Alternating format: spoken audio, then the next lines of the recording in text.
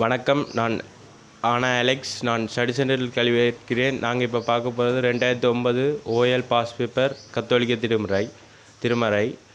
இதில் 34வது கேள்வி என்னென்னா, திருப்பாடல் 51:17 அதிகாரத்தில் இறைவனுக்கு உகந்த காணிக்கை எதுன்னு குறிப்பிடப்பட்டிருக்குது. நெருங்கிய உள்ளம்.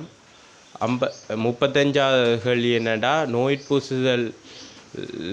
நோய்பூசுதல் என்னும் அப்போஸ்தலிக்க படிப்பினை எழுதியவர் யார்?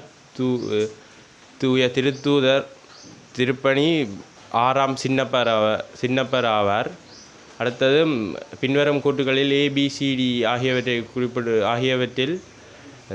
ஆகியவற்றை கவனிക്കുക. A பெற்றோர்களின் வயோதிப நிலையில் அவர்களை கவனித்தல். B அந்யோன்ய வாழ்வில் நிலைத்திருத்தல். C சகோதர சகோதரிகளை கவனித்தல். D குழந்தைகளோடு வாழ்ந்த குழந்தைகளை பெறுதல். இதில் திருமணத்தின் நோக்கங்களாக குறிப்பிடப்படுவது Bயும் Dயும். அடுத்தது 2019 பகுதி 2 3வது கேள்வி பார்த்தோம்டா. முதலாவது, திருப்பலியில் பங்கு கொள்ளும் தலைமை குருவானவரின் செபங்கள், சபை மன்றாட்டு, காணிக்கை மன்றாட்டு, நன்றி மன்றாட்டு. அடுத்தது நற்கருணையின் சிறப்பியல்புகள், அருளடையாளம், பலி, உடன்படிக்கை, உணவு, நன்றி கூறுதல் என்பதாகும்.